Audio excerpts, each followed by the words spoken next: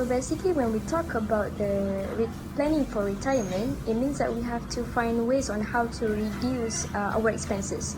So in reducing our expenses, the reduction in the interest is one of the things that we have to consider. We are not encouraging people to borrow money for the purpose of accumulating fund for retirement.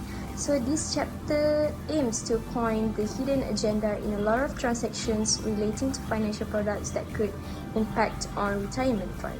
For example, a housing loan that has been taken by a client, they offer a loan tenure up to 70 years.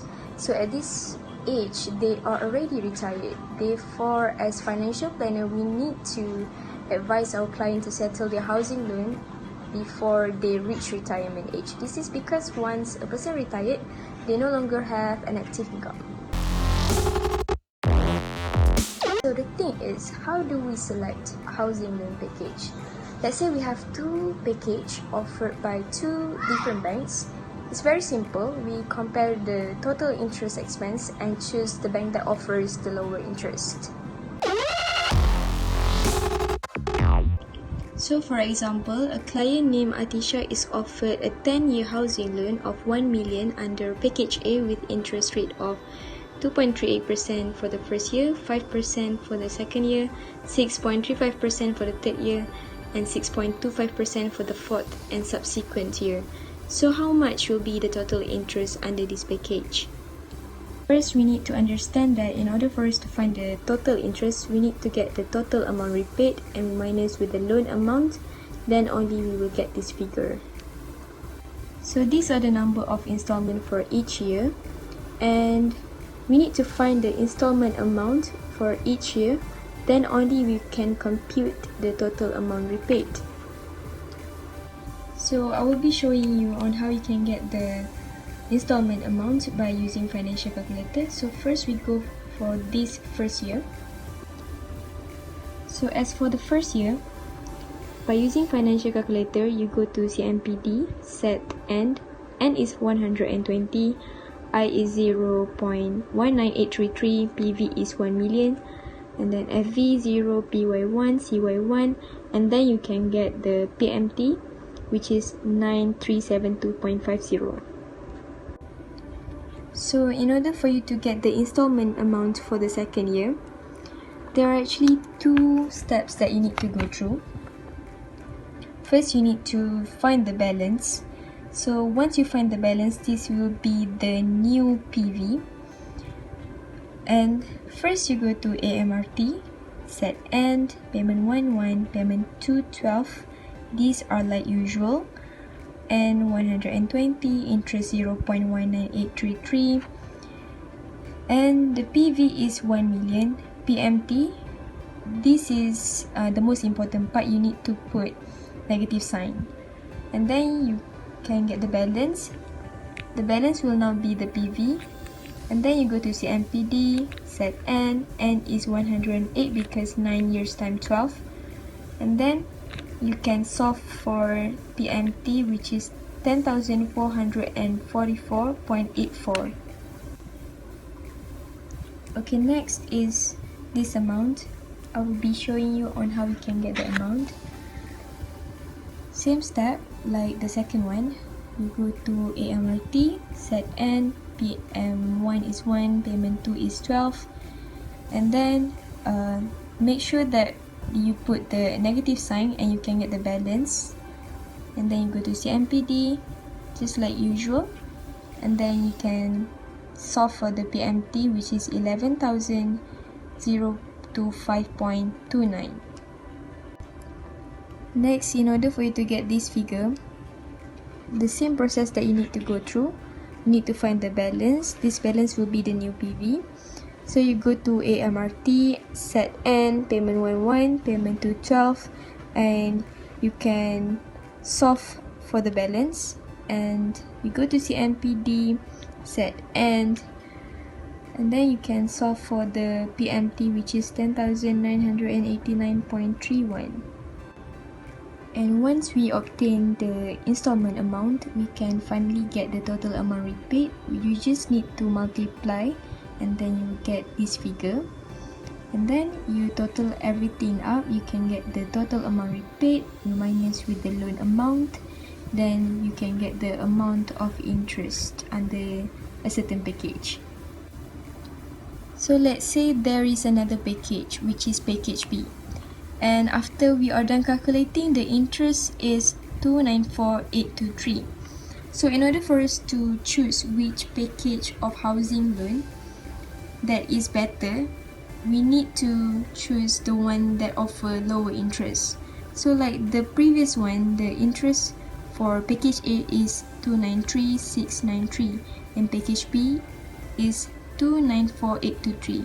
So we would advise Atisha to go for package A because it offers lower interest.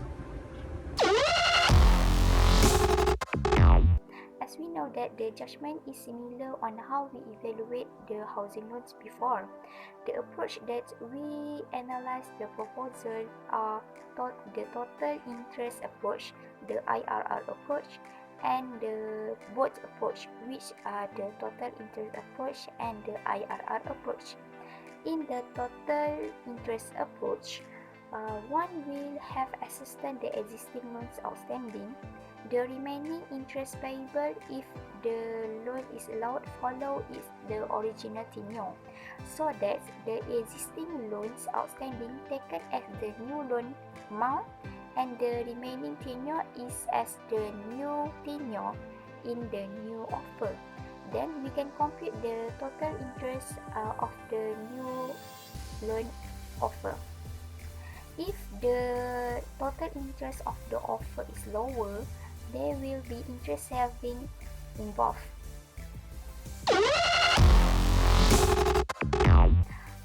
As we know, in Islamic banking, there is always give us the fixed rates. So if they give 4%, so they will calculate 4% as a fixed rate. In conventional banking, they give as base lending rates (BLR). The BLR is from Bank Negara. The BLR is plus with the other varies between banks or other banks. In varies between banks, if BLR increase and decrease, there will be announced of Bank Negara. If inflation increase, the interest rate will increase, so savings will also increase, because if interest rate is increased, the saving is increased. As customer, we want to know that the interest rates of the bank is increased or decreased. If increased, then yes, we will saving at the bank. In prepayment charges, there are additional charges imposed on the loan account when a borrower fails to keep the account for a minimal time period with the lending banks. Prepayment charges imposed on the customer when they switch the loan from Bank A to Bank B. For example, if the customer A have borrowed the money from the Bank A, so that the Bank A is offered that if you want to borrow from our bank, you have to stay with our bank in 2 years. If the customer not stay with the bank in 3 years, and if 2 years on they stay with the bank, so that they have to pay the prepayment charges. So that if the customer stay with the bank for 4 years and not for 3 years, so therefore they have not to pay the prepayment charges. Some loans offer comes with facilities and overdraft lines. The major of benefits on overdraft facility is flexibility in allowing repetition in usage as long as the amount is within approved limits. The advantage can turn out to be weakness, as the liability may never be settled, especially if users are financially not disciplined to control the usage and prepayment. The advantage of allowing this this offer is enable borrower to take up the higher loan amount, so that in perspective of customer, that is good because they have to get the higher loan amount, so that customer should stop to make the loan debt term up to 70 years old. If they old, if they cannot pay, so it will be difficult to their next generation. In share financing happen, which are usually customers buy shares with loans, which they make a loans to buy the shares in some companies. In buy shares, usually customer buy shares in cheap price, and they have sell the shares in high price.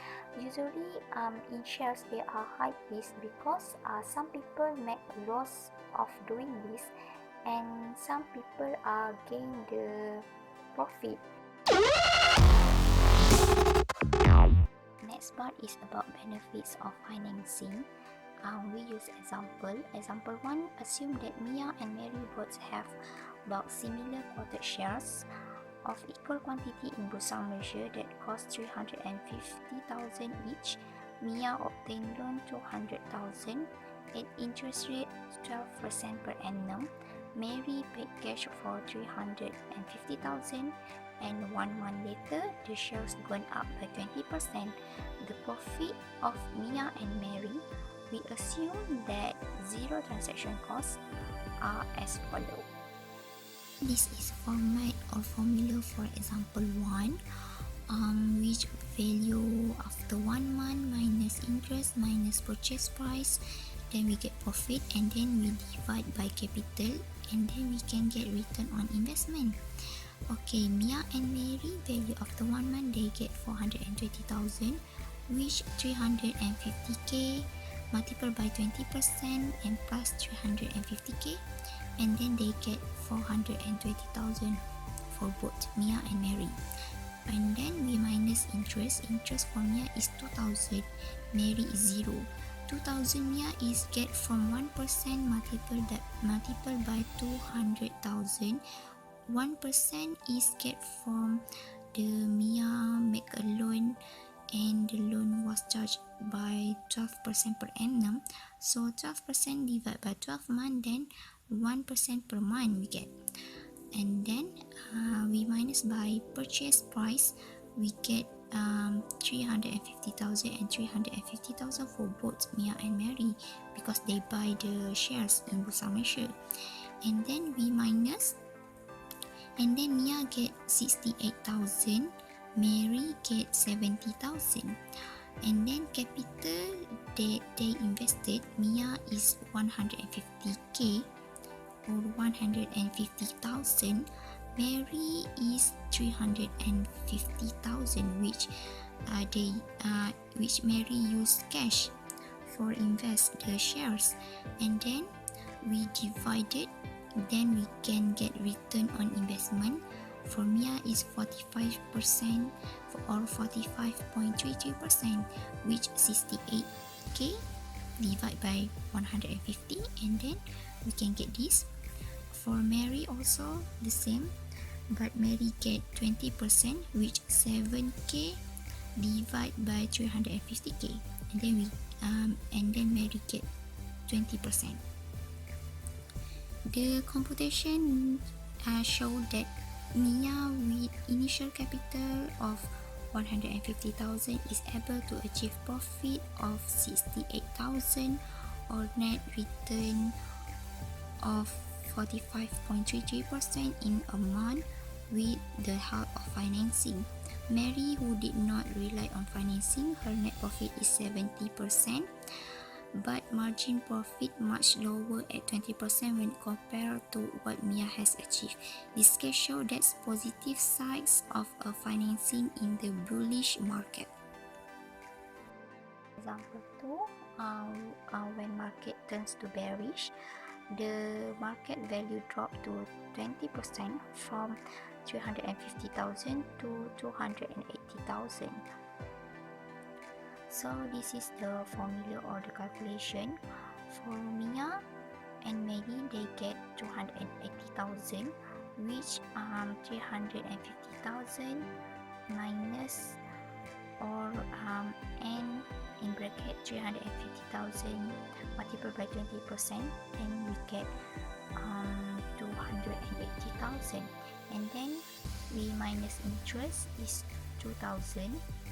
Like I said before, 1% multiplied by 200,000, then we get 2,000 for Mia. Mary is 0 because she only paid cash. And then we minus purchase price, 350,000 for Mia and Mary, and then they get loss, which Mia gets 72%, Mary 72,000, Mary gets 70,000, and then the capital, Mia get 150,000, Mary get 350,000.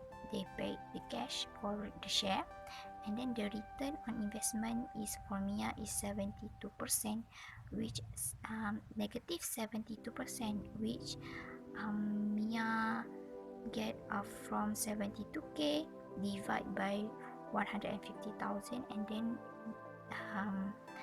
then get negative 72%. For Mary, also the same formula, 70k divide by 350,000, then Mary get negative 20,000. This we can see that Mia is higher in losses than Mary, because Mia gets negative 72, Mary only get 20%, negative 20%. Mia is negative 72%, which higher than Mary. In collateral share financing, there are three types used, which are quoted shares. Secondly is about real estate. Thirdly is fixed deposits. In general, shares that are quoted may be categorized into 4 categories, which first group is usually the blue chips. Group 2 is shares that are slightly inferior to the blue chips. Group 3 is acceptable shares that are fairly priced. Group 4, unacceptable shares for financing. Despite it's about loans to acquire other landed properties, mostly people use loan to buy house, shop lot, and factory for the investment purpose. It is important that the rate of interest is higher if you want to buy office lot or shop lot and factories rather than house. The rate interest of house is lower because it is personal consumption, while rate for office lot, factories, and is for purpose of the investment for the commercial reason, then the bank will charge higher. Loans available for the purchase of this real estate are usually in two main forms, which is overdraft and fixed loan. Overdraft, it is applicable for current account holder, but for the saving account holder are not allowed or not eligible to get the overdraft. As we know, with overdraft, they can withdraw the money exceeded the amount that they have in current account. Next, I will show you the example of overdraft. Okay, this is an example of overdraft.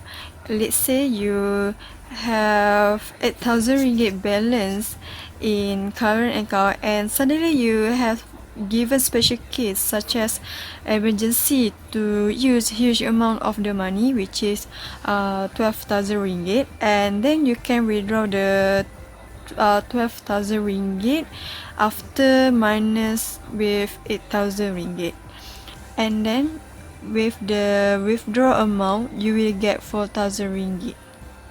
So the balance of 4,000, it is the extra amount you have rather than in current account balance. So the 4,000 is the amount that we know as the overdraft and also part of liability for someone. Okay, for fixed loan is the repayable by monthly installment where loans in which the interest rate charged on the loan remain fixed for the whole term of the loan. If you have fairly low interest rate they are about to increase, your loan at this fixed rate would be better to lock in. But the combination of monthly installment of fixed loan is similarly the calculation of housing loan installment. Next, we move to the following are some but not all of the commonly used criteria. Okay, for the first one is borrower's age, where this factor influences loan tenure. Second, borrower's income, where installment and other financial obligation must not exceed a certain percentage of total monthly income. Third, the rental income from the property that used as an measure on the value and efficiency of the investment.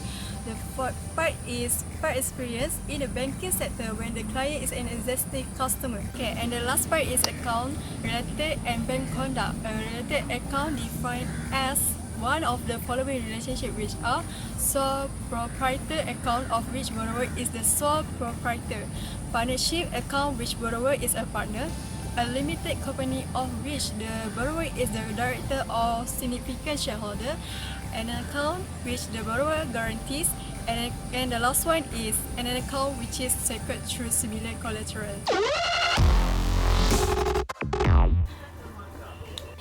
And now I'm going to look at final part of this chapter, which is interest saving in partial prepayment of housing loan. This is the one of example case study. Faiz has a housing loan outstanding of 400,000 ringgit with the CIMB Bank. The loan outstanding is repayable by another 180 monthly installment of 3,738 ringgit and 19 cents each. He has been approached by an advisor of mortgage loan on how to save interest expense. Upon execution and implementation, a fee of 10% of the interest savings shall be charged based on a partial prepayment of 82,255 ringgit and 80 cents. The following shows the interest saving in derived. Based on existing loan outstanding and monthly repayment, the total amount payable by Faiz work out to be 3,738 ringgit and 90 cents multiplied by 180 months equal to 673,002 ringgit. After the loan has been reduced to 375,000 ringgit and assume that monthly installment amount remain unchanged, the loan will be fully settled after 158 months approximately. The total amount payable would therefore be 158 months times with 3,738 ringgit and 90 cents equal to 590,746 ringgit and 20 cents. Interest saving 673,002 ringgit minus with 590,746 ringgit and 20 cents equals to 82,255 ringgit and 80 cents. Faiz wanted a second opinion and approached you for advice. How would you advise him? To enjoy the interest saving for Faiz is supposed to make prepayment of 40,000 ringgit. We consider that, let's assume that 40,000 ringgit is a surplus money. The interest saving could be from Rn 673,002 ringgit minus with 590,764 ringgit and 20 cents minus with 40,000 ringgit, which is the amount of prepayment. Then we will get the interest of saving Rm 42,255 ringgit and 80 cents.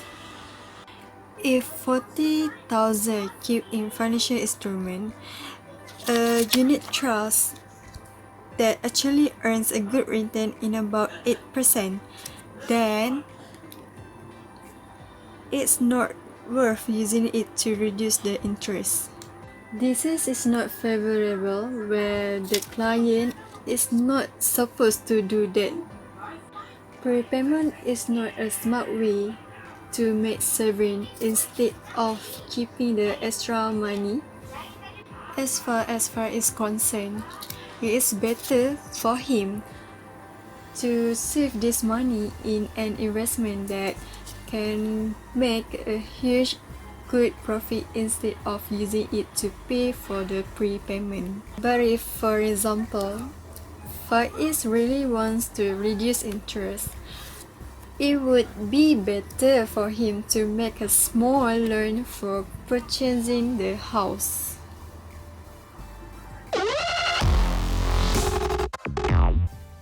Okay, in conclusion, managing debts before retirement is very important for a person who is close to retirement.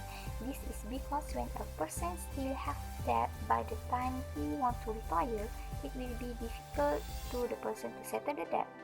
This will make the person have difficulties because when he retires, he has no income other than have saving only. Therefore, debt management is very important for everyone to be able to go through his retirement day calmly and safely. Thank you from our group and have a nice day.